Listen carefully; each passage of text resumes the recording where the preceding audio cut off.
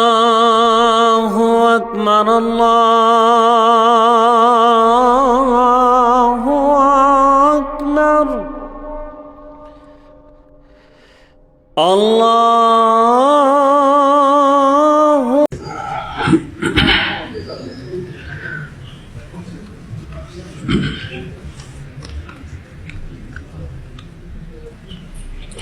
بسم اللہ الرحمن الرحیم۔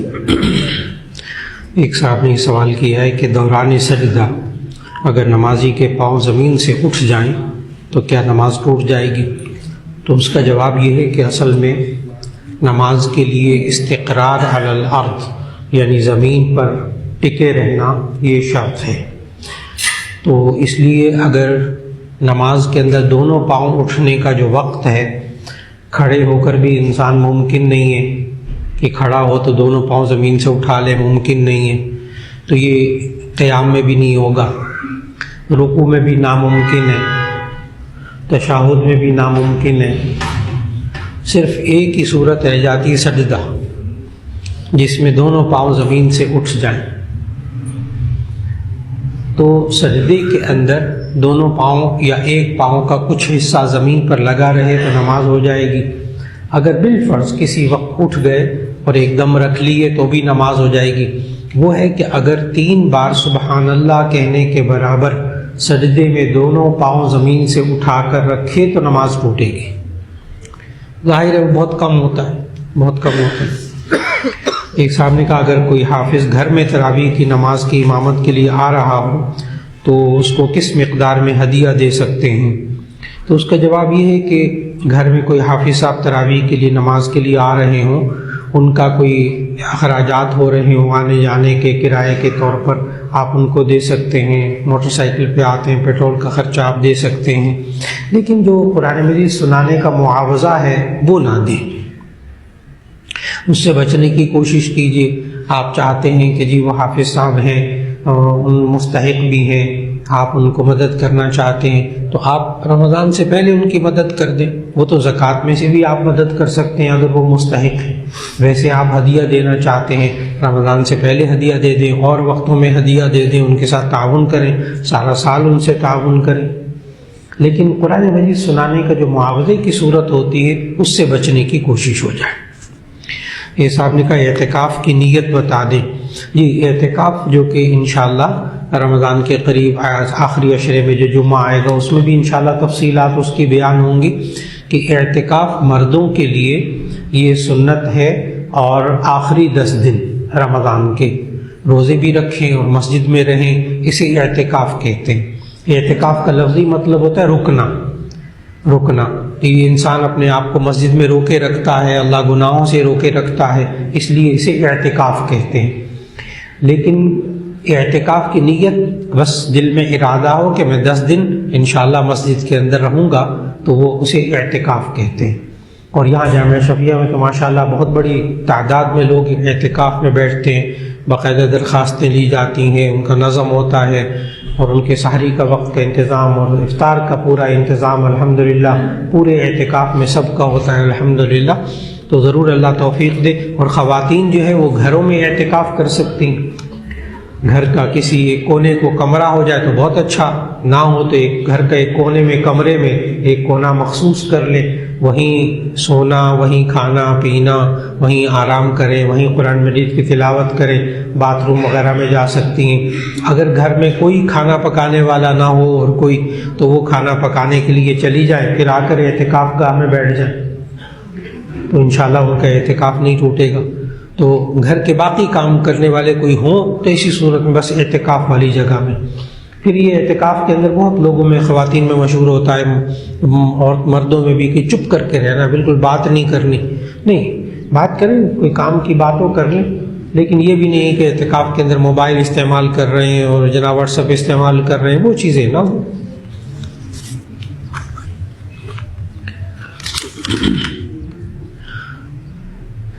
ایک صاحب نے کہا کہ میرے گلے اور منہ کا آپریشن ہوا جس کی وجہ سے میری زبان اور گلا بہت خشک رہتا ہے، مجھے بار بار پانی پینا پڑتا تاکہ گلا اور زبان تر رہے، تو میرے لیے روزہ رکھنے کا کیا حکم ہے؟ تو اس کے بارے میں یہ ہے کہ جو شخص اپنے ڈاکٹر سے مشورہ کر لے، اگر ڈاکٹر کہیں نہیں روزہ رکھنا آپ کے لیے نقصان دہ ہے، بعد میں جب ٹھیک ہو جائے پھر قضا کر لیں، بالکل ٹھیک ہے، آپ روزہ نہ رکھیں اور بعد میں قضا کر لیں۔ یہ انہوں نے آگے ایک سوال کیا، کیا میں کسی کو اپنا روزہ رکھوا سکتا ہوں؟ یہ ایک سوال بہت عجیب و غریب سوال ہے۔ اس کے لیے نا آپ ایک اصول ذہن میں رکھ لیجئے کہ عبادات دو طریقے کی ہیں، ایک بدنی عبادات، ایک مالی عبادات، اور تیسری قسم کی وہ عبادات ہیں جو مالی بھی ہیں بدنی بھی ہیں۔ جو عبادت ہوتی ہے نا بدنی عبادت، جیسے نماز اور روزہ، یہ کسی دوسرے کی طرف سے ادا نہیں کر سکتے، نہ روزہ کسی کی طرف سے رکھ سکتے ہیں اور نہ آپ نماز کسی کی طرف سے پڑھ سکتے ہیں، وہ اپنی اپنی۔ تو روزہ اور نماز یہ بدنی عبادتیں ہیں، یہ خود کرنی پڑیں گی، اور جو زکوٰۃ ہے وہ خالص مالی عبادت ہے، وہ کوئی بھی دوسرے کی طرف سے ادا کر سکتا ہے۔ بیوی پر زکوٰۃ فرض ہوتی ہے، شوہر ادا کر دیتا ہے، جائز۔ تو کسی دوسرے کی طرف سے زکوٰۃ صدقہ دینا جائز۔ تیسری عبادت ہے حج، جو مالی بھی ہے بدنی بھی ہے۔ اس کے بارے میں شرعی حکم یہ ہے کہ اگر انسان معذور ہو، خود حج نہ کر سکتا ہو، تو اس کی طرف سے حج بدل کروایا جا سکتا ہے۔ لیکن یہ جو انہوں نے سوال کیا کیا میں کسی کو اپنا روزہ رکھوا سکتا ہوں، نہیں، روزہ رکھوانا کسی اور کو اپنے حصے کا یہ درست نہیں۔ لیکن ہمارے معاشرے میں ایک اور بات ہے، فدیہ، جو ابھی جمعے میں بھی میں نے بتایا کہ کوئی بندہ روزہ رکھنے کی آئندہ بھی قضا کرنے کی طاقت نہ رکھتا ہو تو ایسی صورت میں وہ فدیہ دے دے۔ اب فدیہ کیا ہے؟ طعام مسکین، ایک مسکین کو 2 وقت کھانا کھلانا۔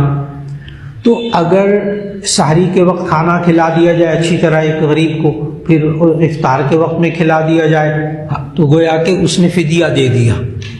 اس کو بعض لوگ روزہ رکھوانا کہہ دیتے ہیں کہ جی فدیے میں ہم نے 2 وقت کھانا کھلایا، سحری میں اور افطاری میں، درست، لیکن اس کو روزہ رکھوانا نہیں کہیں گے، وہ اس کا اپنا ہی روزہ ہوگا، وہ اس بندے کا اپنا ہی روزہ ہوگا، آپ کی طرف سے روزہ نہیں ہوگا۔ ہاں فدیہ ہو جائے گا، فدیہ صرف وہ شخص دے سکتا ہے جو آئندہ روزہ رکھنے کی نہ طاقت رکھتا ہو۔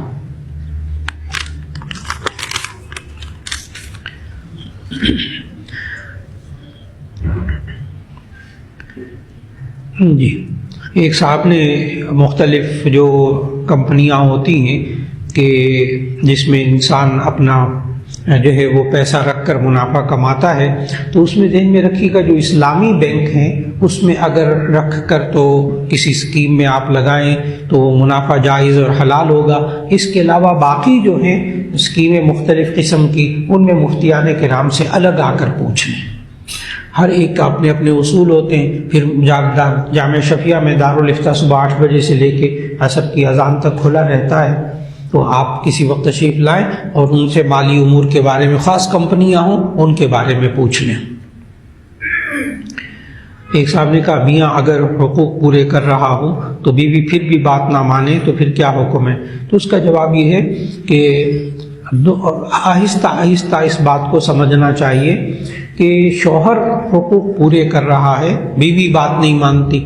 اب وہ بات کس قسم کی ہے؟ اگر تو فرض واجب ہے تو ایسی صورت میں بیوی کو آپ کہہ دیں، مثال کے طور پر نماز پڑھنے کے بارے میں، روزہ رکھنے کے بارے میں آپ کہتے ہیں، وہ نہیں عمل کرتی، آپ کا کام ہے کہہ دینا، آگے وہ عمل نہ کرے گناہ گار ہوگی انشاءاللہ۔ ایک تو فرض واجب کے بارے میں نے بتایا جو حقوق اللہ میں سے ہے، اور اگر شوہر کی بات نہیں مانتی تو پھر اس میں بھی دیکھیں کہ کیا اس میں نقصان کیا ہے بات ماننے میں، ٹھیک، اگر کوئی نقصان ہے اس کو سمجھایا جائے اور بات ماننے کو کہا جائے تو انشاءاللہ العزیز نرمی سے پیار سے سمجھائیں گے تو انشاءاللہ اللہ تعالیٰ ان کے ذہن کو متوجہ کر دے گا۔ لیکن یہ سوچ کر کہ بیوی چونکہ میرا کہنا نہیں مانتی لہذا میں نے بھی حقوق پورے نہیں کرنے، میں نے بھی اس کو پیسے خرچ کے لیے نہیں دینے، میں نے بھی اس کو کپڑے نہیں بنا کر دینے، یہ نہیں کرنا چاہیے، اس سے نقصان کے سوا کچھ نہیں ملے گا۔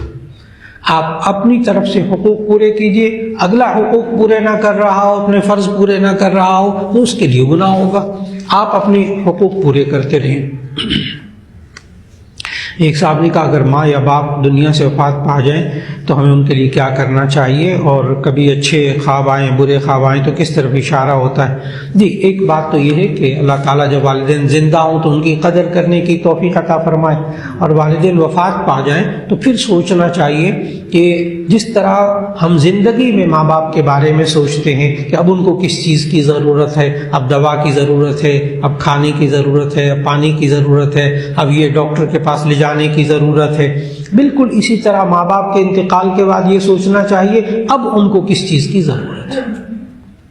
تو ہم جب نبی کریم صلی اللہ علیہ وسلم کے ارشادات کا احادیث کا مطالعہ کرتے ہیں تو اس میں معلوم ہوتا ہے کہ ایک صحابی کی والدہ کا انتقال ہو گیا، تو نبی صلی اللہ علیہ وسلم سے پوچھنے لگے یا رسول اللہ صلی اللہ علیہ وسلم میں کیا کروں؟ تو نبی صلی اللہ علیہ وسلم نے فرمایا فَلْيُصَلِّ لَهَا وَاسْتَغْفِرْ لَهَا، ان کے لیے دعائے مغفرت کیا کرو، فَلْيُصَلِّ لَهَا ان کے لیے دعا کیا کرو رحمت کی دعا، اور وَاسْتَغْفِرْ لَهَا ان کے لیے دعائے مغفرت کیا کرو۔ تو دو چیزوں کی اب ضرورت ہوتی ہے ماں باپ کو، مرحومین کو دنیا سے جانے کے بعد، ایک ان کے لیے دعائے مغفرت اور ایک دعائے رحمت۔ چنانچہ نبی صلی اللہ علیہ وسلم نے مختصر سی دعا سکھائی، اللہم اغفر لہ وارحمہ، اے اللہ ان کی مغفرت فرما، ان پر رحم فرما، تو مغفرت اور رحمت کی دعا کریں۔ پھر ایک اور صحابی کی والدہ کا انتقال ہو گیا، انہوں نے پوچھا یا رسول اللہ صلی اللہ علیہ وسلم میری والدہ کا انتقال ہو گیا، میں کیا کروں؟ تو ساتھ ہی ان صحابی نے ایک اور بات بھی کہی اس حدیث میں کہ مجھ سے کچھ غلطیاں بھی ہو گئی ہیں تو میں کیا کروں، میری والدہ کا انتقال ہو گیا۔ تو نبی صلی اللہ علیہ وسلم کو فرمایا فَلْيُصَلِّ لَهَا وَاسْتَغْفِرْ لَهَا، ان کے لیے بھی رحمت کی دعا کرو، مغفرت کی دعا کرو۔ پھر نبی صلی اللہ علیہ وسلم نے جب صحابی نے کہا میرے سے کچھ غلطیاں بھی ہو گئی ہیں، وہ غلطیوں کا ذکر نہیں ہے، تو نبی صلی اللہ علیہ وسلم نے پوچھا هَلْ لَكَ خَالَةٌ، کیا تمہاری خالہ ہے، یعنی والدہ کی بہن زندہ ہیں؟ تو ان صحابی نے کہا جی ہاں یا رسول اللہ میری والدہ کی بہن خالہ زندہ ہیں۔ تو نبی صلی اللہ علیہ وسلم نے فرمایا فَلْيُحْسِنْ إِلَيْهَا، اب اس کے ساتھ اچھا سلوک کرنا۔ معلوم ہوا کہ اگر والدین انتقال کر جائیں تو اب تایا، چچا اور خالہ، خالو وغیرہ ان کے ساتھ پھر اچھا سلوک کریں۔ پھر اسی طرح ایک اور صحابی، میں بتا رہا ہوں والدین انتقال کر جائیں تو ہمیں کیا کرنا چاہیے۔ اسی طرح ایک صحابی کی والدہ کا انتقال ہوا تو نبی صلی اللہ علیہ وسلم اور وہ صحابی ایک بڑے قیمتی باغ میں کھڑے تھے، تو صحابی نے عرض کیا یا رسول اللہ اگر میں یہ باغ اپنی والدہ کے لیے صدقہ کر دوں ثواب پہنچانے کے لیے، تو نبی صلی اللہ علیہ وسلم فرمایا ہاں، تو ان صحابی نے کھڑے کھڑے اپنا قیمتی باغ اپنے مرحومہ والدہ کے لیے صدقہ کر دیا۔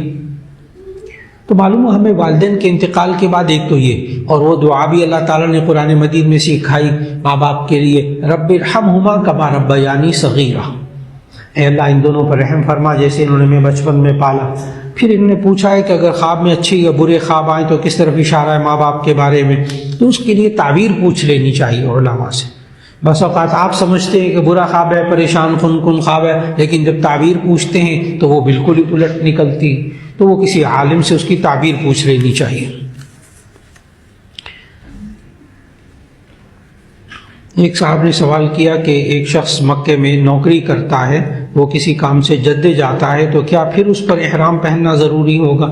نہیں، عام بھی آپ حضرات بھی اگر کبھی جائیں عمرے کے لیے، حج کے لیے، اللہ سب کو بار بار لے جائے، تو اگر آپ مکے سے جدہ آئیں خریداری کے لیے، کسی عزیز سے ملنے کے لیے، تو آپ پر بھی دوبارہ احرام باندھنا واجب نہیں ہوتا، کیونکہ آپ میقات کے اندر ہیں۔ ہمارے لیے میقات، پاکستانیوں کے لیے میقات یلملم ہے۔ جب ہوائی جہاز جاتا ہے نا تو جدہ ایئرپورٹ پر اترنے سے 20 منٹ پہلے اعلان ہوتا ہے کہ ہم میقات کے پاس سے گزرنے لگے ہیں، آپ احرام کی نیت کر لیں، تلبیہ پڑھ لیں۔ تو ہمارے لیے پاکستانیوں کے لیے میقات کہتے ہیں جہاں سے احرام باندھ کر آگے جاتے ہیں، تو وہ ہمارے لیے یلملم ہے، اور یلملم جدے سے ذرا پہلے۔ تو اس کا مطلب یہ ہوا کہ جدے کے اندر اگر آپ آئیں گے تو پھر واپسی میں آپ کو احرام باندھنے کی ضرورت نہیں ہوگی۔ لیکن آج کل جو ہے وہ چونکہ وزٹ ویزا، عمرے کا ویزا جو ہے نا وزٹ ویزا ہے آج کل، پہلے ہوتا تھا کہ آپ مکے مدینے کے علاوہ کہیں نہیں جا سکتے، اب یہ ہے کہ آپ کو وزٹ ویزا ملتا ہے عمرے کا، آپ کہیں بھی جا سکتے ہیں، اب آج کل اجازت ہوتی۔ اب لوگوں نے کیا کیا ہے کہ مکے میں رہتے ہوئے چند دن کے لیے طائف چلے جاتے ہیں۔ طائف ایسے جیسے مری، پاکستان کا مری سوات، بڑا پرفضا علاقہ، بڑی اچھی جگہ. تو بعض لوگ نا مکے سے طائف چلے جاتے ہیں سیر کے لیے، وہ میقات سے باہر چلے جاتے ہیں. طائف جانے والے جتنے ہوتے ہیں وہ میقات سے باہر پاکستانی چلے جاتے ہیں. اب جب وہ طائف سے آئیں گے نا تو احرام باندھ کے آئیں گے عمرے کا، اور بسیں کی بسیں آ رہی ہوتی ہیں، احرام نہیں باندھا ہوتا، سب پہ دم واجب ہو جاتا. ایک بکرا 600-700 ریال، کوئی بتانے والا نہیں بیچاروں کو. تو طائف میں جو لوگ جاتے ہیں ان پر عمرے کا احرام باندھنا واجب ہو جاتا ہے، کیونکہ وہ میقات ہے. یہ میں بتا رہا ہوں جو عام آج کل ہو رہا ہے. تو اس لیے جو شخص مکے میں نوکری کرتا ہے وہ جدے میں چلا جائے، آ جائے، کوئی حرج نہیں. وہ تو ہم نے بتایا آپ بھی عمرہ کرنے جائیں اور جدے میں جا کر واپس آ جائیں تو احرام باندھنا واجب نہیں ہوتا. جی ایک صاحب نے کہا کیا بیوی اپنی ساس اور سسر کو زکوٰۃ دے سکتی ہے؟ ساس اور سسر بیوی یعنی شوہر کی ماں اور شوہر کے باپ کو زکوٰۃ دے سکتے ہیں کہ نہیں؟ تو اس کا جواب ہے کہ جی ہاں دے سکتے ہیں. اس کے لیے ایک آپ آسان سا اصول ذہن میں رکھ لیں، کس کو زکوٰۃ، کس رشتہ دار کو زکوٰۃ دے سکتے ہیں، کس کو نہیں دے سکتے. اپنی نسل سے اوپر اور اپنی نسل سے نیچے زکوٰۃ نہیں دے سکتے، اور میاں بیوی ایک دوسرے کو زکوٰۃ نہیں دے سکتے، باقی ہر رشتہ دار کو زکوٰۃ دے سکتے. اب میں اس کو آسان کرتا ہوں. اپنی نسل سے اوپر یعنی باپ، ماں، دادا، دادی، نانا، نانی، آپ زکوٰۃ نہیں دے سکتے چاہے مستحق ہو، کوئی اور دے دے. اپنے بیٹے، بیٹی، آگے ان کی اولاد، پوتا، پوتی، نواسا، نواسی، آپ زکوٰۃ نہیں دے سکتے. تو اپنی نسل سے اوپر اور اپنی نسل سے نیچے زکوٰۃ نہیں دے سکتے، اور میاں بیوی ایک دوسرے کو زکوٰۃ نہیں دے سکتے. اب آپ نے جب یہ اصول ذہن میں رکھا، اب پھر میں پوچھوں کہ اگر کیا بیوی اپنے ساس اور سسر کو زکوٰۃ دے سکتی ہے؟ تو جواب ہے کہ جی ہاں. اس کا جواب ہے کہ جی ہاں، بیوی جو ہے وہ اپنے ساس اور سسر کو زکوٰۃ دے سکتی ہے اگر وہ مستحق ہوں. ایک صاحب نے کہا کہ روزے مدینہ طیبہ میں شروع کیے اور پھر آخر میں پاکستان آ گئے، تو اس سلسلے میں روزے کس ترتیب سے ہوں گے، پاکستان کے یا مدینہ منورہ کے حساب سے؟ یہ آج کل جو رمضان میں جا رہے ہیں نا عمرہ کرنے، اور جو رمضان سے چند دن پہلے گئے، شروع کے روزے انہوں نے مکہ مدینے میں رکھے ہیں، سعودی عرب میں، ان سب کو یہ مسئلہ پیش آنے والا ہے. اس لیے کہ سعودی عرب میں کل روزہ ہے، ہفتے کا روزہ ہے کل، اور ہمارے ہاں اتوار کا پہلا روزہ ہے. اچھا، اب وہ لوگ جو وہاں پہلے ایک دن پہلے روزہ رکھ کر چلے تو رمضان کے درمیان جب آئیں گے تو آخر میں اگر پاکستانی روزے ہوئے 29، اگر پاکستانی روزے ہوئے 29، تو ایسی صورت میں سیدھی سی بات ہے ان کے کتنے ہو جائیں گے؟ 30. لیکن اب مسئلہ یہ ہوگا کہ ہمارے اگر 30 روزے ہوئے تو ان کا وہ جو ہمارا جو 30واں ہے وہ ان کا کتناواں ہوگا؟ 31واں. تو اس کا جواب کیا ہے؟ وہ 31ویں روزے کو روزہ نہیں رکھیں گے، وہ ان کے عید کا دن ہے، عید بھی نہیں نماز پڑھیں گے. ہماری جب پاکستان کے مطابق عید ہوگی اگلے دن تو اس دن وہ عید کریں گے، یعنی 31واں روزہ ان کا روزہ نہیں ہوگا، وہ دن بغیر روزے کے رہیں گے، عید بھی نہیں کریں گے، اور عید کریں گے پاکستان کے ساتھ. یہ تو ہو گیا ایک مسئلہ. اب میں اس کو الٹنے لگا ہوں. پاکستان میں رمضان دوسرے، تیسرے، چوتھے روزے یہ چلا گیا عمرہ کرنے. یہاں روزے بعد میں شروع ہوئے، وہاں روزے پہلے شروع ہو گئے. اب کوئی ایسی صورت ہوئی کہ وہاں 29 روزے ہوئے، تو اس کا کون سا آخری روزہ ہوگا؟ 28واں. اس کا ایک روزہ رہ جائے گا. تو یہ سعودی عرب میں سعودی عرب والوں کے ساتھ عید کرے گا اور ایک روزے کی قضا کرے گا. وہ سعودی عرب والوں کے ساتھ عید کرے گا اور ایک روزے کی بعد میں کیا کرے گا؟ قضا کرے گا. اب میں نے دونوں صورتیں جو بہت پیچیدہ ہو جاتی ہیں لیکن میں نے آسان کر کے بتائی ہیں. ایک صاحب نے کہا روزہ کس عمر میں فرض ہوتا ہے؟ جو آج میں نے جمعے میں بھی بتایا، 14-15 سال کی عمر میں روزہ فرض ہو جاتا ہے، یا بلوغت کی کوئی علامات. آج کل بچیوں میں نا 13 سال کی عمر میں بھی ناپاکی کی حالت شروع ہو رہی ہے، 13 سال کی عمر میں بھی پاکستان میں لاہور میں، تو ایسی صورت میں اس پر روزہ فرض ہو جائے گا، 13 سال کی عمر میں بھی فرض ہو جائے گا۔ تو بلوغت کی کوئی بھی علامت ظاہر ہو، کوئی علامت ظاہر نہ ہو تو ٹھیک ہے، 14-15 سال کی عمر ہو جائے تو روزہ فرض ہو جائے گا۔ ایک انہوں نے سوال کیا کہ روزہ ڈھال ہے، اس کا کیا مطلب ہے؟ اصل میں وہ نا حدیث ہے، الصوم جنۃ، الصوم جنۃ، جنہ کہتے ہیں ڈھال کو، یعنی تلوار اور نیزہ بازی کا جس وقت زمانہ تھا جنگ کا، تو ایک ہیلمٹ ٹائپ کی نہیں اتنی سی چیز ہوتی تھی بڑی سی، جس کو یوں پکڑ لیتے تھے ہاتھ میں، تو اس کو کہتے تھے ڈھال، یعنی نیزہ کوئی مارے تو اس سے بچت ہو جائے گی، تلوار کوئی مارے تو اس سے بچت ہو جائے گی۔ ایک تو سر پہ پہنتے ہیں نا، اس کو ہیلمٹ یا خود کہتے ہیں، لیکن جو ڈھال ہوتی ہے نا وہ ذرا بڑی ہوتی اور توے کی طرح گول، اور اس کے اندر ہینڈل ہوتا تھا، تو یوں کر کے رکھ لیا، آپ کو تلوار مارے گا تو نہیں لگے گی۔ تو جس طرح ڈھال یہ انسان کو تیر اور نیزے سے، تلوار سے روکتی ہے، اسی طرح روزہ بھی ڈھال ہے جو انسان کو جہنم سے روکتا ہے اور گناہوں سے بھی، دنیا میں زندگی میں گناہوں سے روکتا ہے۔ جی جی شروع میں پہلے سوال آپ نے فرمایا تھا کہ جگہ کم ہونے کی وجہ سے جو خواتین ہوتی ہیں اوپر میں بیٹھتے ہیں، جگہ کم ہوتی ہے۔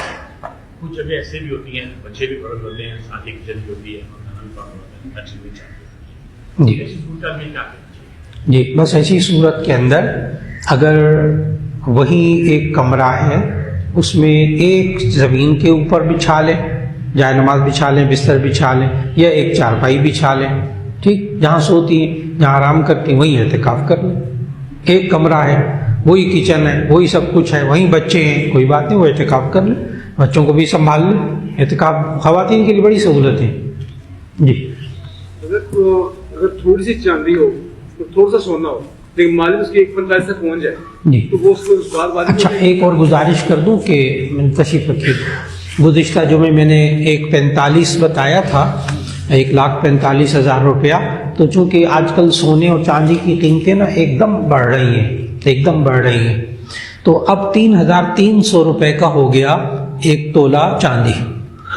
تو اب نصاب بن گیا، اس رمضان میں نصاب بن گیا 1,79,650 روپے، یعنی 1,80,000 پہ چلا گیا۔ تو یکم رمضان کو جو حکومت زکوٰۃ کاٹے گی بینکوں سے، تو حکومت میں بھی نصاب کا اعلان کر دیا سرکاری طور پر، 1,79,650 روپے کے قریب، یعنی 1,80,000۔ تو اب 52.5 تولہ چاندی کی قیمت بن گئی 1,80,000، یہ اب سرکاری قیمت کا باقاعدہ اعلان کر دیا گیا۔ تو ایک تو یہ رکھیے کہ 1,80,000۔ اب کسی عورت کے پاس نا، اب ایک تولہ سونا، اس کا ریٹ آج کل ہو گیا 3,11,000، 3,11,000 ایک تولہ چل رہا ہے اب، وہ بھی 21 کیرٹ کا، وہی 500 روپے، 5,000 روپے کم کر دیں، ہاں، تو 3,11,000 روپیہ تولہ۔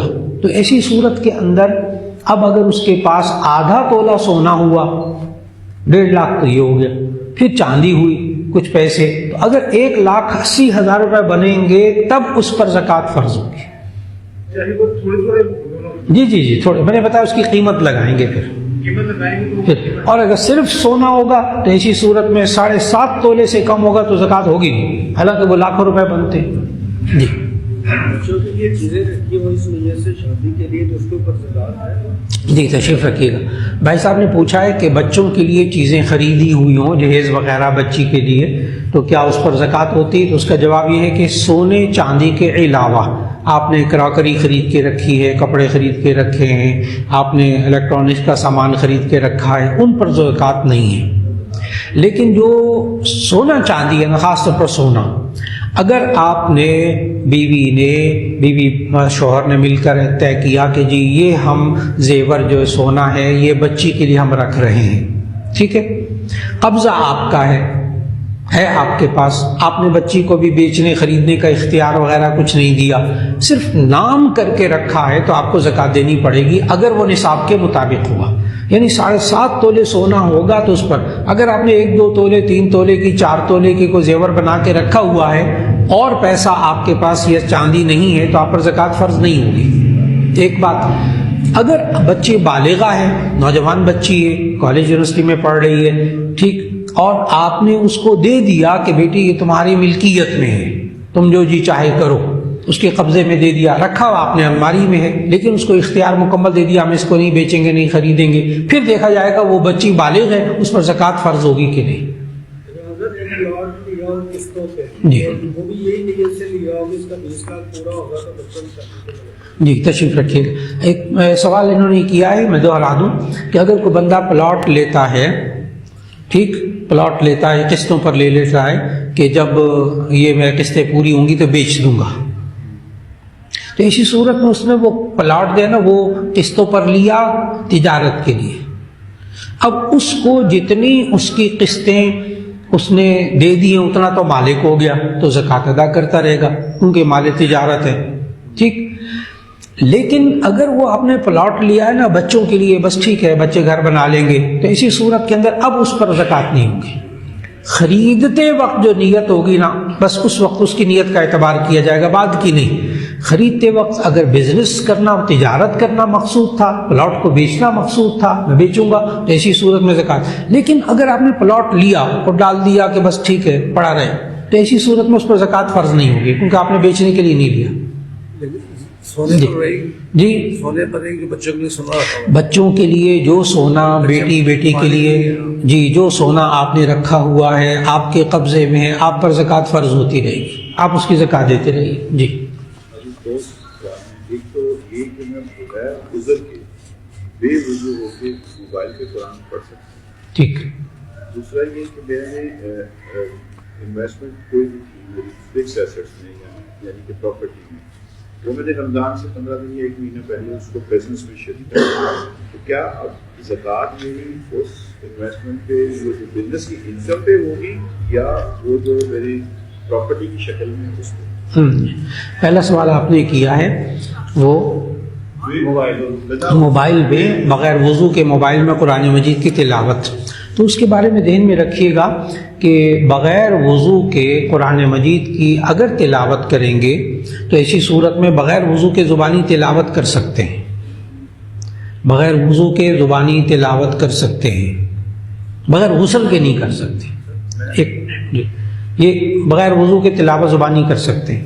موبائل میں کر سکتے ہیں کہ نہیں، تو اس کا جواب ہے کہ جی آپ موبائل میں بھی کر سکتے ہیں بغیر وضو کے تلاوت، لیکن اس میں آپ کو جہاں حروف لکھے ہوئے ہیں وہاں انگلی پھیر کر صفحہ بدلنا پڑے گا. بعض موبائل ایسے ہیں جس میں ایک بٹن دبائیں تو صفحہ پلٹتا ہے، بعض موبائل میں ایسا سسٹم ہے بٹن دبائیں تو صفحہ پلٹتا ہے، وہاں تو پڑھنا جائز ہوگا. اور جہاں آپ کو حروف پر بے وضو ہو کر انگلی ہاتھ سے پھیرنا پڑ رہا ہے وہاں آپ کے لیے ہاتھ لگانا جائز نہیں ہوگا، اور کسی چیز سے وہ پھرتا نہیں ہے، صفحہ نہیں پلٹتا. تو ایسی صورت میں ایک تو یہ جواب ہو گیا. دوسرا آپ نے سوال کیا پلاٹ کے بارے میں اور تجارت کے بارے میں. اگر آپ یکم رمضان کو زکوٰۃ، مثال کے طور پر یکم رمضان کو آپ زکوٰۃ دیتے ہیں، شرعی طور پر تو لازم نہیں ہے یکم رمضان، آپ کوئی اور قمری مہینہ بھی رکھ سکتے ہیں، ربیع الاول بھی رکھ سکتے ہیں، محرم بھی رکھ سکتے ہیں، جائز. لیکن آپ نے یکم رمضان رکھی ہوئی تاریخ، آپ کا بزنس چل رہا، اس میں آپ نے زکوٰۃ آپ دیتے ہیں اپنے تجارتی سامان کی، لیکن رمضان سے چند دن پہلے یہ فرما رہے ہیں کہ میں نے وہ پلاٹ بیچا اور بیچنے کے بعد اس کو بزنس میں لگا دیا. ایسی صورت میں یکم رمضان کو اس سارے پیسے کی زکوٰۃ دینی ہوگی، یکم رمضان کو اس سارے پیسے کی. اب میں ایک آسان سی بات اصول عرض کر دوں، پچھلے یکم رمضان کو آپ صاحب نصاب تھے، سارا سال آپ صاحب نصاب رہیں گے. آئندہ یکم رمضان کو جتنے پیسے آپ کے پاس یکم رمضان کو ہوں گے نا آپ کو اس کی زکوٰۃ دینی پڑے گی. درمیان کے اتار چڑھاؤ فلیکچویشن کا کوئی اعتبار نہیں، بس یکم رمضان کو آپ کے پاس جتنے پیسے ہیں تجارت میں آپ کو سارے مال کی زکوٰۃ دینی ہوگی. اگر بالفرض آپ نے رمضان سے چند دن پہلے، چند ہفتے پہلے آپ نے کئی لاکھ کا ایک پلاٹ لے لیا رہائش کے لیے، سودا ہو گیا، گھر لے لیا کئی لاکھ روپے کا، 60 70 80 لاکھ، کروڑ 1.5 کروڑ کا آپ نے گھر لے لیا رہائش کے لیے، بس فوراً اس 1-1.5 کروڑ کی تو زکوٰۃ نہیں ہوگی کیونکہ آپ نے رہائش کے لیے لے لیا۔ جی جی میرے سوال میں یہ تھا کہ یہ جو میں نے انویسٹمنٹ کاروبار میں لے لیا، یہ کاروبار مال کے لیے انکم پہ نہیں ہوگی تو اس کی انکم کے اوپر؟ اچھا ہاں، بس آپ یہ ذہن میں، بھائی صاحب نے سوال کیا ہے کیا انکم پر زکوٰۃ نہیں ہوتی، تو اس کا جواب اچھی طرح غور سے سنیے گا۔ انکم پر زکوٰۃ نہیں ہوتی، وہ انکم ٹیکس ہوتا ہے، وہ جو ٹیکس ہوتا ہے نا وہ انکم پر ہوتا ہے، اور جو زکوٰۃ ہے وہ سیونگ پر ہوتی ہے، بچت پر ہوتی ہے۔ سارا سال آپ کے پاس پڑا رہا نا پھر زکوٰۃ ہے، انکم پر زکوٰۃ نہیں۔ یہ مثال کے طور پر یکم رمضان سے پہلے تنخواہ ملی، 2 لاکھ روپے تنخواہ مل گئی، اب اس کی زکوٰۃ نہیں دینی۔ مالک تجارت کو بدلتا ہے بس اس میں نا سوال جواب کر لیجئے، بحث نہ کیجیے گا، ہاں بحث پھر نہ تشنا رہ جائے، سوال کر لیں لیکن بحث نہیں، وہ پھر معاملہ بدل جائے گا۔ جی عمرے کے لیے سے ساتھی کر گئے ہیں، وہ کہتے ہیں کہ حرام پتہ گھر پہ بعد نہیں ہے، نفل گھر پہ پڑھ سکتے ہیں، تو نیت کا جواب پھر دوبارہ سوال۔ عمرے کی نیت سے گئے ہیں، احرام گھر سے پڑھ رہے ہوں، نفل بھی گھر پہ پڑھ رہی ہے، تو نیت کے جواب یاد کروں گا۔ ٹھیک، میں بات کرتا ہوں۔ بھائی صاحب کا سوال یہ ہے کہ یہاں سے عمرہ کرنے جاتے ہیں حضرات تو گھر سے احرام باندھ لیتے ہیں، پھر جا کر نیت جو ہے نا وہ ہوائی جہاز میں کر لیتے ہیں، کیا یہ درست ہے؟ تو اس کا جواب غور سے سنیے گا۔ وہ جو 2 چادریں باندھتے ہیں نا اس کو احرام باندھنا نہیں کہتے۔ 2 چادریں احرام کا لباس ہے۔ احرام باندھنا شریعت میں کہتے ہیں 2 باتیں کرنے کو، تلبیہ اور نیت۔ تلبیہ اور نیت، ان سے احرام بنتا ہے۔ میں عمرہ کرنے کی نیت کرتا ہوں، یا عربی میں اللہم انی ارید العمرۃ فیسرھا لی وتقبلھا منی، پھر 3 دفعہ تلبیہ پڑھے لبیک اللہم لبیک، تب احرام بنتا ہے۔ ان 2 باتوں سے احرام بنتا ہے، خالی نیت نہیں۔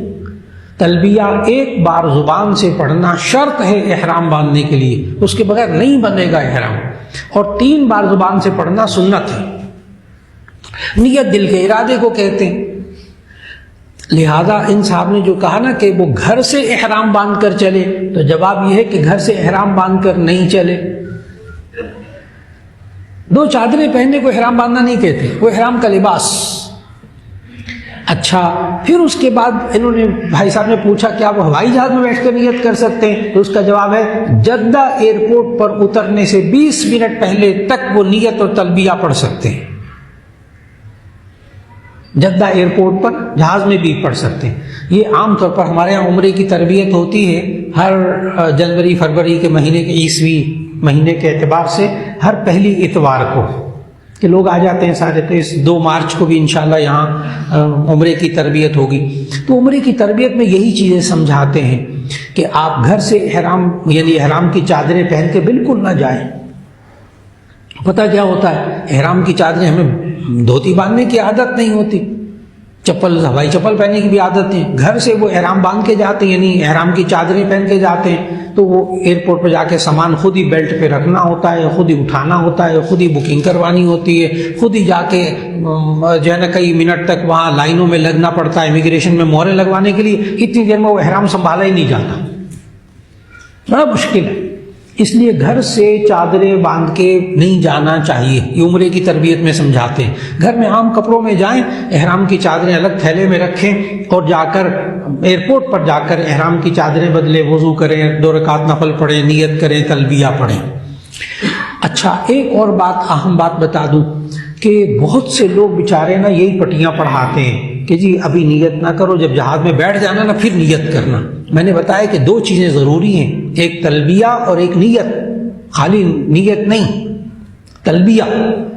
اور بہت سے لوگ بیچارے تلبیہ پڑھنا بھول جاتے ہیں۔ ہم نے عمرے کی نیت کر لی، اللہ کے بندوں بھی احرام نہیں بندھا۔ اس لیے نا بڑا اس چیزوں کو سامنے رکھنا چاہیے۔ اور پھر اگلی راز کی بات بتاؤں کہ وہاں ہوائی جہاز میں جب بندہ بیٹھتا ہے نا، بیٹھتے وقت بھی دبا کے ٹینشن ہوتی ہے، ذہنی دباؤ میں ہوتا ہے بندہ۔ پھر اس کے بعد وہ پانی پلانے آ جاتے ہیں، پھر اس کے بعد کھانا کھلانے آ جاتے ہیں، پھر حاجی عمرہ کرنے والا سو جاتا ہے، وہ جو 20 منٹ پہلے اعلان ہوتا ہے وہ بھی نہیں سنتے اور نیت کرنا بھول جاتے، نہیں یاد رہتا۔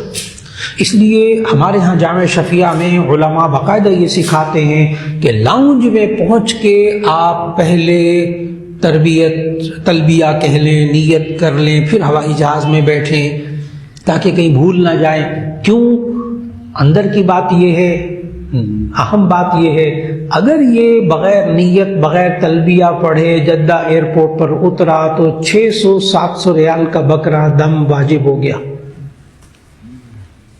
600-700 ریال کو نا 80 روپے سے ضرب دے دیجیے گا، پھر تلبیہ فوراً پڑھنے کو دل کرے گا انشاءاللہ۔ تو اس لیے ہوائی جہاز میں نا یہ رسک نہ لیں، یعنی کہنے کا مقصد یہ رسک نہ لیں کہ میں ہوائی جہاز میں بیٹھ کے تلبیہ پڑھوں گا۔ بعض لوگ وہاں کہتے ہیں ہوائی جہاز لیٹ ہو جائے گا، لیٹ ہو گیا تو پھر تلبیہ احرام بندہ رہے گا، آپ پریشان ہوں گے۔ نہیں، جب وہ اسکرین پر آ جاتا ہے نا کہ روانہ ہوگا تو وہ احرام باندھنے کو اسی وقت کہتے ہیں، اور جب اسکرین پہ آ جاتا ہے تو 90% چانس یہ ہوتا ہے کہ جہاز اپنے وقت پہ روانہ ہوگا۔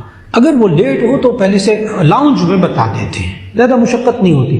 بہت کم ایسا ہوتا ہے کہ ہوائی جہاز میں بیٹھ جائیں پھر وہ کہیں لیٹ ہو گیا، تو لیٹ ہو بھی جائے گا تو کتنا، عام طور پر 2-3 گھنٹے، 1.5-2 گھنٹے لیٹ ہوتا ہے۔ وہ جو ایک دن لیٹ ہوتا ہے وہ بہت شاذ و نادر ہی ہوتا ہے، بہت شاذ و نادر۔ اس لیے میری گزارش ہوگی کہ ایک تو یہ کہ جامع شفیع میں عمرے کی تربیت کر کے جائیں۔ جی، احرام باندھنے کے لیے نیت تلبیہ سب کچھ، ہاں نفل جو ہے نا وہ گھر کے اندر لباس پہن لیا احرام کا، 2 رکعت بھی پڑھ لی، ٹھیک ہے، بس ابھی احرام کا لباس پہنا ہے، پھر اب ایئرپورٹ پر جا کر وہ نیت اور تلبیہ کرے گا۔ نفل ہے، یعنی فرض واجب نہیں ہے، نفل ہے، فرض واجب ہے ہی نہیں، نہ بھی پڑھے گا تب بھی خیر، یعنی احرام باندھتے ہوئے نفل ہے نا، تو فرض واجب ہے ہی نہیں، نہ بھی پڑھے تو خیر ہے۔ جی،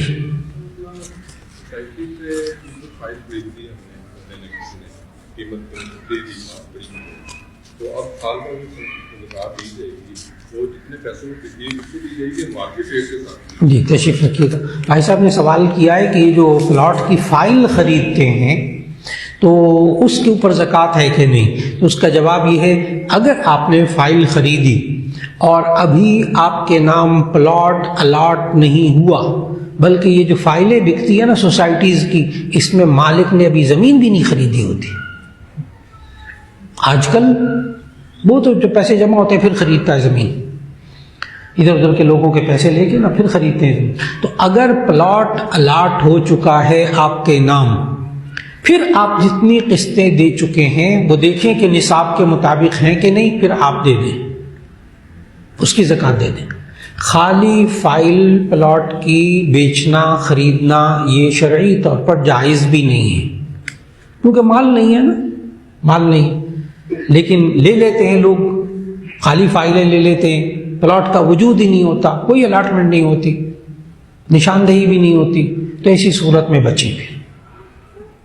جی، ہم مال تجارت دیکھتے ہیں، ادھار بکتا ہے، وہ بعض اوقات لوگ 2 مہینے 4 مہینے کا کریڈٹ لیتے ہیں، وہ سال نہیں ملتا، اس کی زکوٰۃ ہمارے پہ ہے، اور بعض اوقات ایسا بھی ہوتا ہے کہ وہ پیسے ڈوبنے کا بھی خطرہ ہوتا ہے۔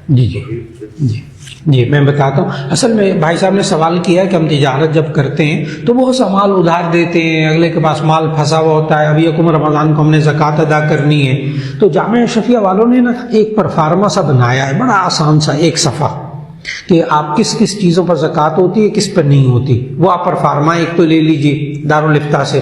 اس کا میں طریقہ بتا دوں آپ کو۔ جو آپ کے پاس تجارت میں را میٹیریل پڑا ہوا ہے اس کی آپ نے حساب لگانا ہے، زکوٰۃ دینی ہے۔ جو آپ کے پاس تیار شدہ مال ہے اس کی زکوٰۃ دینی ہے۔ جو آپ کا پیسہ لوگوں کے پاس پھنسا ہوا ہے اس سارے کا آپ نے زکوٰۃ دینی ہے۔ اور جو آپ نے قرض دیا ہوا ہے کسی کو، یعنی ادھار آپ نے لیا ہوا ہے، اس کو بیچ میں سے منہا کر دیں، اس کو بیچ میں سے، بس آسان سا اصول کہ جو دوسرے کو ادھار دیا ہوا ہے اس کی آپ نے یکم رمضان کو زکوٰۃ دینی ہے، اور جو دوسرے کے پاس مال اس طرح کا پھنسا ہوا ہے کہ اب آپ کو ملنے کی توقع نہیں ہے اس کی زکوٰۃ اب آپ نہ دیں، لیکن اگر مل گیا تو پچھلے سالوں کی زکوٰۃ دینی پڑے گی۔ جو کرائے پہ پراپرٹی ہے اس کی پراپرٹی پہ کبھی زکوٰۃ نہیں ہوگی، تو کرائے پہ ہوگی یا اس کی؟ جی بھائی صاحب نے سوال کیا کہ اگر کوئی شخص کرائے پر مکان دے دے، اپنا مکان ہے الگ رہتا ہے، ایک اور مکان ہے وہ کرائے پر دیا ہوا ہے، تو کرائے کے مکان کی مالیت پر زکوٰۃ نہیں ہوتی۔ آپ کے پاس جو کرایہ آیا اب اس کو دیکھا جائے گا، کیا آپ کے پاس وہ بچت کی صورت میں ہے تو زکوٰۃ ہوگی سال گزرنے کے بعد، لیکن اگر وہ کرایہ آتا ہے وہ آپ خرچ کرتے رہتے ہیں نہیں بچتا، پھر زکوٰۃ ہے ہی نہیں اس کرائے پر بھی۔ ایک صاحب نے کہا اگر کسی ساتھی کے پاس 1 تولے سونا ہے اور اس کے ساتھ کچھ نقدی روپیہ بھی بچت میں ہے، تو کیا اس نقدی پیسوں کے اوپر سال کا گزرنا شرط ہے؟ ان نقدی پیسوں کی مقدار کیا ہوگی اور کتنی؟ اس کو نا ذرا تھوڑا سا آسانی سے سمجھ لیجئے۔ جب بندہ صاحب نصاب کب ہوتا ہے؟ جب اس کے پاس 1,80,000 روپے کے برابر سونا چاندی نقد روپیہ ہوگا، تب یہ صاحب نصاب ہوگا۔ ایک بات تو طے ہو گئی۔ اب 1 تولہ چاندی 1 تولہ سونا ہے، اب اس کے اوپر زکوٰۃ ہی نہیں ہے 1.5 لاکھ کا، 1 تولہ سونا ہے اور صاحب نصاب ہی نہیں ہوا۔ اس کے پاس تھوڑے سے اگر پیسے بھی ہوئے تو وہ 1,80,000 روپے نہ ہوئے تو اس پر زکوٰۃ فرض نہیں ہوگی۔ لیکن اگر سال پہلے 1 تولے سونا تھا، 1 لاکھ روپیہ بھی تھا یا 50,000 روپیہ پڑا ہوا تھا، اب اس کے ہو جائیں گے 2 لاکھ روپیہ، 1.5 لاکھ کا سونا اور 50,000 روپے نقد، اب یہ صاحب نصاب ہو گیا، اب اس کو زکوٰۃ دینی پڑے گی، اب بات مکمل ہو گئی۔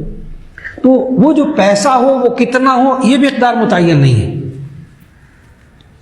وہ پیسہ 1,80,000 روپیہ سونا چاندی نقد روپیہ ملا کر 1,80,000 ہو گیا، اب یہ صاحب نصاب اس کو زکوٰۃ دینی ہے۔ اس لیے آپ وہ نہ پوچھیں کہ روپیہ کتنا ہو، نہ، یہ سوال بالکل بیکار۔ آپ سارے کا پیسہ لگا کر 1,80,000 ہو جائے تو زکوٰۃ دے دیں۔ اب جواب مکمل ہو۔ ایک صاحب نے پوچھا قرآن مجید کی آیت کے مطابق جمعے کا کاروبار بند کرنے کا حکم ہے، تو جمعے کا وقت کیا مراد ہے؟ جب نماز کا وقت ہو یا جب وقت داخل ہو جائے؟ وہ اصل میں سورۃ الجمعہ کی آیت ہے، یا ایھا الذین آمنوا اذا نودی للصلاۃ من یوم الجمعہ فاسعوا الی ذکر اللہ وذروا البیع، یہ ہے اصل میں آیت۔ اے ایمان والو، جب تمہیں جمعے کی اذان ہو تو ایسی صورت میں تم جمعے کی طرف چل پڑو، وذروا البیع، اور خرید و فروخت چھوڑ دو۔ مولانا مفتی محمد شفیع صاحب رحمۃ اللہ علیہ نے معارف القرآن میں لکھا اس سے مراد پہلی اذان ہے، جو آپ جہاں جمعہ پڑھنے جاتے ہیں، جو آپ کے محلے کی جگہ جہاں پہلی اذان ہوئی، بس خرید و فروخت چھوڑ دیجیے، اب جمعے کی طرف جائیے۔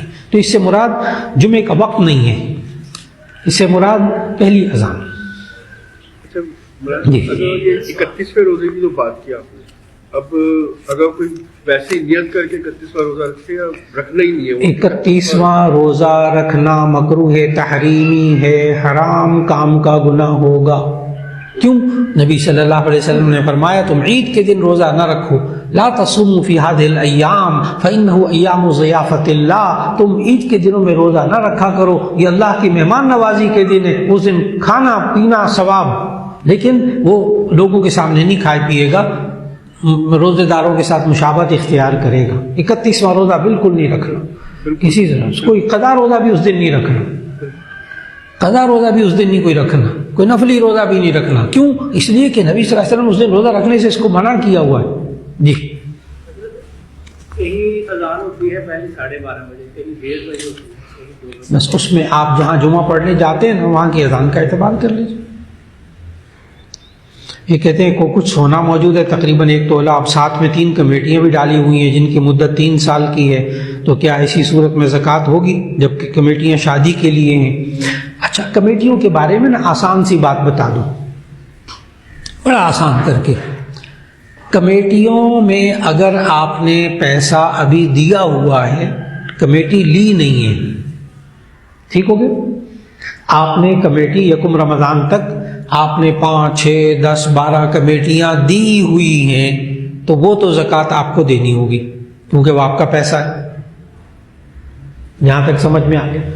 جو کمیٹیوں کی قسطیں دی ہوئی ہیں وہ آپ کا پیسہ ہے، آپ کو اتنی قسطوں پر زکوٰۃ دینی ہوگی. لیکن اگر آپ کمیٹی لے چکے ہیں نا دوسری تیسری پانچویں, تو ایسی صورت میں باقی رقم آپ کے اوپر قرض ہے, اس کو بنا کر لیں گے. بس ان دو باتوں کو ذہن میں رکھا تو کمیٹیوں کے سارے مسئلے حل ہو جاتے ہیں. جو قسطیں دی ہوئی ہیں وہ آپ کا پیسہ ہے, آپ اس کی زکوٰۃ دیجیے یکم رمضان کو. اور اگر آپ نے پہلے کمیٹی لے لی ہوئی ہے تو ایسی صورت میں جتنی قسطیں دینی ہیں وہ ساری قرض ہیں آپ کے ذمے. ایک صاحب نے کہا کہ عورت ناپاکی کی حالت میں موبائل پر قرآن پڑھ سکتی؟ نہ, عورت ناپاکی کی حالت میں یعنی جب غسل ہو واجب ہو جنابت کی حالت میں عورت موبائل پر کیا زبانی بھی نہیں پڑھ سکتی, قرآن مجید نہیں پڑھ سکتی, دعائیں مانگ سکتی. ایک صاحب نے کہا کہ 4 ملین کے سرٹیفکیٹ ہوں اور فکس ہوں, اس پر زکوٰۃ ہوگی, 6 ماہ بعد منافع ملتا ہو. ایک تو میرے بھائی اگر تو اسلامی بینک میں آپ نے سرٹیفکیٹ لیے ہوئے ہیں, جیسے میزان بینک ہے, اس میں ایک سرٹیفکیٹ جو ہے نا 5 لاکھ روپے کا ہوتا ہے, اس پر منافع ملتا رہتا ہے, جائز حلال. تو ایسی صورت کے اندر آپ کے جو سرٹیفکیٹ آپ نے لیے ہوئے ہیں 5-5 لاکھ کے, آپ کی اس کو بھی زکوٰۃ دینی پڑے گی. اور اگر جس دن یکم رمضان کو آپ نے حساب کیا تو وہ منافع بھی بینک میں پڑا ہوا تو اس کی بھی زکوٰۃ ادا کیجیے, کیونکہ وہ آپ کی بچت ہے. اور اگر منافع خرچ کر لیا ٹھیک ہے, وہ تو خرچ ہو گیا. تو سرٹیفکیٹ جو حلال سرٹیفکیٹ آپ نے, اگر ناجائز بھی ہو نا, سودی جگہوں میں بھی سرٹیفکیٹ رکھے ہوں تو زکوٰۃ فرض ہو جائے گی. کوئی اگر بالفرض سودی بینکاری میں بھی کئی سرٹیفکیٹ رکھے ہوں تو زکوٰۃ فرض ہو جائے گی تمام سرٹیفکیٹ پر, کیونکہ اس مال کے مالک ہیں آپ. اچھا جی, ایک دکان ایک گھر ہے کرائے کے اوپر, اس پر زکوٰۃ جو ہم سال کا جو کرایہ آتا ہے وہ کھا لیتے ہیں, لیکن ایک کرایہ ہم زکوٰۃ میں نکال دیتے ہیں, وہ جائز؟ جی بھائی صاحب نے پوچھا ہے کہ آپ نے بھی بتا دیا کہ جی جو کرایہ ملتا ہے اگر وہ بچت ہو ساری کی ساری تو آپ اس کو اس کے اوپر زکوٰۃ ہوگی اگر بچ گیا, اور اگر نہیں بچا کھا پی لیا خرچ ہو گیا سارا کرایہ سال بھر, اس پر زکوٰۃ نہیں ہوتی. بھائی صاحب نے ایک سوال کیا ہے کہ ہم باقی مہینوں کا تو جتنا کرایہ آتا ہے وہ سارا گھر میں لگ جاتا ہے, خرچ ہو جاتا ہے, لیکن ہمارے پاس اور مال بھی ہے, بیوی کے پاس زیور وغیرہ یہ ہوئے تو اس کی زکوٰۃ دینی ہوتی ہے. تو کیا اگر ہم 1 مہینے کا کرایہ زکوٰۃ میں دے دیں, وہ بیوی کے اوپر جو نصاب تھا, تو جائز؟ بیوی کا نہیں, وہ تو اس کے علاوہ وہ زیادہ ہے. نہیں, اگر آپ پر زکوٰۃ فرض ہوتی ہے تو ایسی صورت میں مکان کا کرایہ زکوٰۃ کے طور پر کسی کو دے دیں, جائز ہے. دوسرا یہ ایک پلاٹ ہے 5 سال پہلے لیا ہے, قسطیں دے دی, سب کچھ دے دی, لیکن نمبر بھی آ گیا, جگہ کا پتہ کوئی نہیں, اس پر زکوٰۃ دے گی؟ بھائی صاحب نے کہا ایک پلاٹ لے لیا, اس کی ساری قسطیں دے دی. اب سوال یہ ہے کہ وہ پلاٹ لیا کس نیت سے؟ وہ بیچنے کی نیت سے. بس اس کی آفر بھی آ رہی ہے, بالکل 50 گنا زیادہ آفر آ رہی ہے, بالکل. لگے گی زکوٰۃ؟ بھائی صاحب نے کہا کہ میں نے ایک پلاٹ لیا, اس کی ساری قسطیں دے دی اور لیا بیچنے کے لیے, لیکن ابھی تک اس پر قبضہ وغیرہ کچھ نہیں, تو آپ نے جتنا پیسہ دیا اس کے مالک ہیں آپ, لہٰذا اس کی زکوٰۃ دے دی. جو پرافٹ ہے اس میں وہ بھی لگا ہی نہیں, بیکار. اچھا جی, اور کوئی؟ ایک آدمی 20ویں روزے جا رہا ہے سعودی عرب, رمضان کے عید کے بعد واپسی ہے, وہ کا روزہ رکھ سکتا ہے سعودیہ کے ساتھ؟ جی, آپ کا سوال یہ ہے کہ ایک صاحب 20ویں روزے 18ویں روزے چلے گئے اور سعودی عرب, عید کے بعد واپسی, عید کے بعد واپسی, ٹھیک ہے. اب اگر وہاں ہو گئے 29 روزے, اس کا ایک روزہ کم ہو گیا, اس کا ایک روزہ کم ہوگا 28 روزے, تو وہ سعودی عرب والوں کے ساتھ عید منائیں گے, جو عید کا دن ہوگا وہ عید منائیں گے, اور اگلے دنوں میں روزہ قضا کریں گے. پہلے رکھ سکتے کب تبلیغ جی وہاں سکتے کب, اگر کب روزہ نہیں ہوتا. نہیں, آسان سی بات. سعودی عرب میں جو عید کا دن ہے اس دن روزہ رکھنا مکروہ ہے, تحریمی ہے, حرام کام کا گناہ ہوگا. لیکن میں کہہ رہا ہوں پاکستان میں عید کا روزہ نہیں ہے, اور بالکل اور سعودیہ میں ہے, پاکستان وہ اپنا روزہ رکھ سکتا ہے ان کے ساتھ. جی, اب یہ الگ سوال ہے آپ کا, ٹھیک ہے, الگ سوال. ان کا سوال یہ ہے کہ سعودی عرب میں کل ہفتے کا روزہ ہوگا تو کیا ہم پاکستان میں پہلا روزہ رکھ سکتے ہیں کیونکہ اس نے 18ویں روزے جانا ہے؟ تو اس کا جواب ہے بالکل نہیں. سعودی عرب کے روزے کے مطابق، سعودی عرب کے چاند کے مطابق پاکستان میں روزہ رکھنا جائز نہیں. آپ اپنے اصل میں اللہ تعالیٰ نے قرآن مجید میں فرمایا سورہ بقرہ کی آیت 185 کے اندر فمن شہد منکم الشہر فلیصم، جو مشاہدہ کرے نا چاند کا وہ روزہ رکھ لے. جب آپ نے اب ہفتے کا دن کل کا ہے تو آپ نے دیکھا نہیں چاند، آپ روزہ فرض ہی نہیں ہوا. جب فرض نہیں ہوا تو جو رکھیں گے روزہ تو فرض تو نہیں ہوگا.